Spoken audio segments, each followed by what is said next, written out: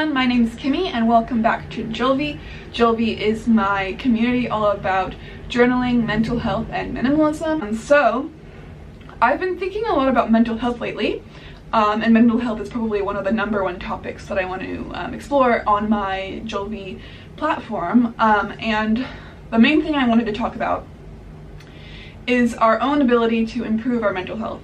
I just wanted to share a few key areas that I examine if I start to feel my mental health slipping.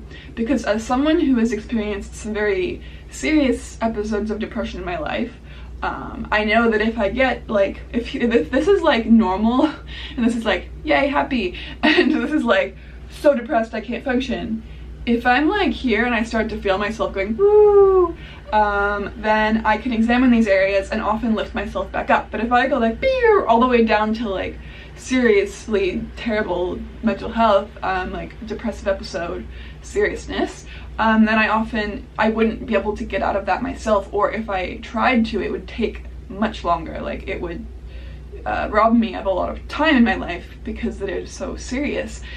Something that really bothers me a lot of the time with mental health is that it's viewed as such a incurable ailment. And I feel like that's not a very productive way to look at it, because for me, I've learned that it's definitely not an incurable ailment, and it also isn't something that I need to immediately go out and like go to a professional for and be like, oh my gosh, please help me. Because if I really look at my situation, if I'm experiencing a bit of a dip in my mental health, and first examine a few key areas, then I often can see why my mental health is dipping. I have found that if I can catch myself slipping early and look at these key areas, then I can often bring myself back up. And that is what's really powerful, is because since understanding that I can notice my like really examine my habits and my rituals and my normal day-to-day existence and like see what isn't serving me and change it. That's really empowering for me. I find that it really helps. And there's a few areas that are quite obvious that I often notice that I'm neglecting when I'm feeling this way. So as an example, I have been feeling quite good. I left Australia and was traveling and was very busy. I was with my boyfriend in New Zealand, he's from New Zealand, and we were staying with his family. I was in this kind of cocoon of love and like entertainment, and I was very like, I wasn't left with my own device. I wasn't left to my own devices, essentially. So then when I arrived in Japan, I was really busy, and then got to my dorm a month into my traveling here in Japan. And I found myself feeling really blobby and lethargic and demotivated, and I was like, oh, it's happening again. The depression stuff is happening again. I don't know like why. And then I stopped myself and I thought, no, examine your current life.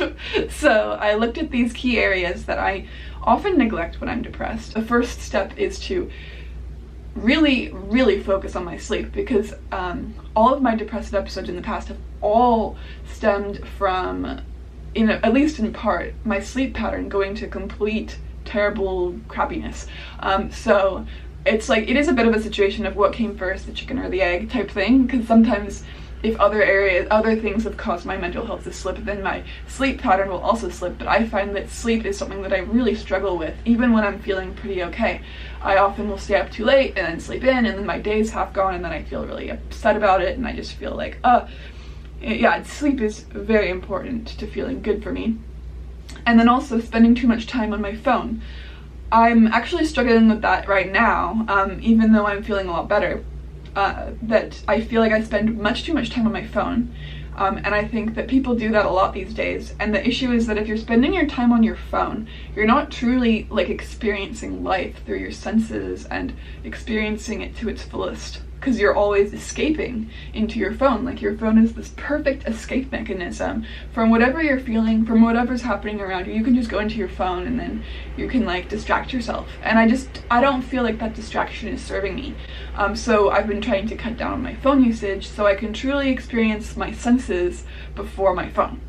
And then the last one here for the 3 main ones is exercising. So if I'm starting to feel blobbish and I'm not exercising, then that needs to change. And this can be walking around the block once a day, or this can be yoga or running or anything. Like, I often struggle with trying to be too extreme with exercise. Like, it's either like I'm not exercising or I'm like trying to be Iron Man, Wonder Woman type situation where I'm like exercising really strenuously like every day, and that's not necessary. Like, because for me it's more about the mental health aspect. So I've been I was trying to do running every morning, and I found that that wasn't really sustainable for me. And it was making me feel really frustrated because I couldn't stick to it. So if that's happening to you, it just probably means that you need to figure out something that is more fun and engaging for you.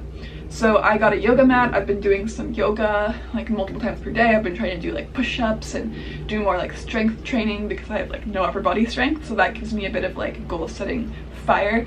And so yeah, it's all, and I'm also a part of a dance club at my university here in Japan. So that's giving me some exercise too. And I sought that out specifically because I wanted a club that was physical and active, because I know that helps me. I wrote in my morning pages journal this morning about all this. So I said, am I spending too much time alone? If I'm spending too much time alone, then that means I can be ruminating about my thoughts. I can be not existing in the real world. I'm existing in this like other dimension of Kimi brain that's just like attacking myself all the time, and that's not productive. So I find that if I'm out in the real world, getting fresh air, speaking to other humans, that often dies down quite a lot. And then balance and self-improvement. As someone who really is focused on all this stuff, because I know that depression is something that I struggle with if I don't focus on this, I often can get really down on myself if I don't have this perfect mental health routine and and I'm finding that no, I can't always be focused on my like self-improvement and routines. I have to also be focused on my present moment and just relaxing into my current action. You know, just like if I'm eating breakfast, focus on eating breakfast. If I'm going to class, focus on class. I don't always want to be like, how can I better myself? Why am I not the perfect person? You know, because that's just, I'm never going to be perfect. It's not going to happen, so I have to realize that. And then belief in stories made up about ourselves. I've found that in my life, there's a lot of stories that I believed about myself that aren't true. Just stories that, you know, they can be cultivated in a family dynamic. Like maybe in your family you were always viewed as like the scatterbrained one. I had this idea about myself about being like awkward and shy and like someone who was lazy and didn't get up in the morning and like just, I don't know, just it's kind of hard to explain, but there's a lot of stuff like that that I've noticed about myself that I just believed because I thought that that was just who I was, that I just was a scatterbrained person who wasn't self-motivated and just couldn't like be a normal productive human. And the fact of the matter is that that's not true. And like other things like about myself, like I was like, oh, I'm just not a like, I don't know, feminine person. I'm just not like a, I don't know, a confident person, like an assertive person. I'm not someone who can prioritize my own values and desires because I like felt kind of like I was just naturally a pushover or something. And I've just noticed that's not true. I don't have to believe any of that stuff if I don't want to. Like I can change it, because a lot of that stuff, like if you think about kids, they're just kind of like this little ball of love energy. Like they haven't really absorbed any sort of like labels that people have put onto them. And I've realized that we can change at any time. Like I've been really inspired by people I've noticed who like used to be one way and now they're completely different because they realize they can be different. So I just think that's really powerful as well. And also just being honest. Like I find that if I can be honest about my situation and not try to be perfect all the time, then that's just so refreshing. And also other people always kind of resonate with that too, because if you're just like, yeah, I'm human, I make mistakes, I'm different, I don't always feel put together and whatever, like people resonate with that because everyone is like that. Everyone doesn't feel assured and put together 100% of the time. So yeah, those are just a few things that I wanted to share, that like if I'm starting to feel my mental health slip, I always examine my exercise routine, my sleep pattern, and how much time I'm spending on the internet, because I feel like a lot of us are pretty addicted to it. I'm very addicted to it, and I'm really trying to cut down. So if any of you guys have any tips for me on how to stop using the internet quite so much, I'd love your advice, and I'd also love to hear about what things you focus on when you feel your mental health slipping. I hope that some of this resonated with you, and I'll see you next time. Okay, bye!